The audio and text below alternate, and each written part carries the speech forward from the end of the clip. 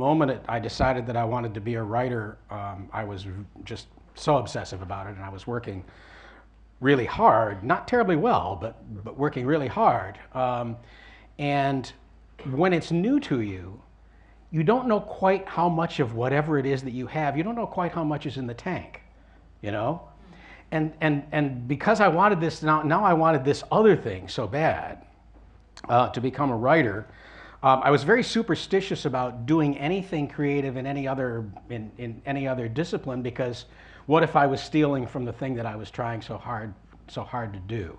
I think now, I mean, I'm 66 now, and I understand that the tank doesn't work that way. You know, it's the arts are one of the most wonderful things. One of the most wonderful things about working in the arts is that, unlike anything else, or like so much else, when you spend something, when you have some sort of wherewithal, when you spend it, it's gone. Whereas in the arts, strangely enough, the more you take out of the tank, the more it fills back up. Yeah. So I wonder when it was that that someone told you that you were a funny writer for the first time. Are we talking like 7th grade essays, or? No, well, you know, nobody would have said I was a funny writer until I'd published at least my first novel, because I wasn't, you know, I wasn't writing anything. I was writing, you know, essays, school essays, and then later on scholarship about, you know, whoever I was writing about. But was Barbara reading your stuff and saying, you know, were you hearing her laughing in the other room? Well, in the early, no, and it's you know, this is interesting too, I suppose, in terms of the growth of an artist. When I first started writing, I had no idea myself that I was going to be a comic novelist. Certainly none of my early stuff was funny. Most of it wasn't intended to be, but even when it was intended to be, it wasn't all that funny. I don't know. At some point, I'd been writing for years before it kind of dawned on me that I had a comic view of the world. Comic, not in the sense of jokes or ha ha or anything like that, but a fairly optimistic. I mean, comic in the Shakespearean sense of being fairly optimistic. Book much more likely to end in a wedding than a funeral. That sort of thing. And it was a revelation to me. What makes us laugh? I think when we laugh, it often means that we're in dark territory in some way or other. We laugh about what makes us nervous. Sex, death, humiliation, right? All of those things that scare us, that make us nervous. That's the grist for the comedy mill, and you know, for me, it just allows me.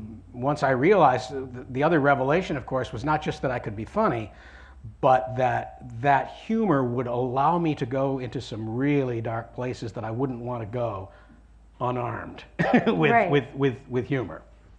I wonder, you know, your books pretty much always contain some sort of scampish ne'er-do-well character, and I wonder now, you know, he's gone, and who you picture when you're coming up with that character. I mean, does Paul Newman float into your brain even now? Oh yeah, even now. I mean, there's God only knows whether Everybody's Fool, the sequel to Nobody's Fool, will be made into a movie. But it is, Sully in this book is 10 years older, so he was 60 in Nobody's Fool. He's 70 in Everybody's Fool.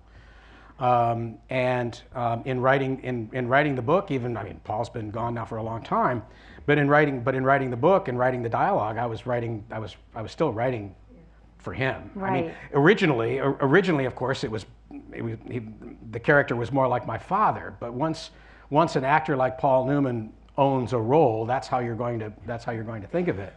And so now I think of Sully as a weird combination of my father, but my father channeled through Paul Newman now. Right, my father with Paul Newman's voice.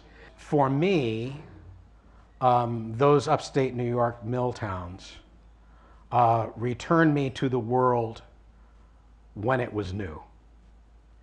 And writers who keep going back to the same thing over and over again, I think from a reader's point of view, the reader must think, oh, that's because he knows this really well or she knows this really well. And of course, you do hear that advice from writers all the time, write what you know. But I think that that's partly true, but it has a flip side. When people say write what you know, yeah, I know upstate New York mill towns. But in another sense, I keep going back to them not because of what I know, but because of what I don't know and what I've been trying to figure out since I was a kid. You talked about the influence of where you grew up in upstate New York. Mm-hmm. What about the influence of Maine, where you've been living for the last 25 plus years? Right.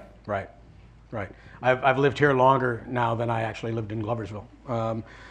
Strange to think. Well, first of all, the first thing to say is that part of the reason that Empire Falls came out the way it did, I think, was that there are just so many comparisons between upstate New York and Maine in terms of the class issues that have been important to me from the beginning of my work. You know, but people, we're nicer, right? I mean, we're nicer, right? Well, that goes without saying. At least it goes without saying in Portland. But no, I think that there are, in terms of class, the way people work, I think in both places, people in Maine and people in upstate New York are often grateful to have jobs. They view work as a privilege, not as a as even just as a necessity. But I mean, these are two very work-oriented cultures. Thank you all so much. You've been a wonderful audience. Thank you.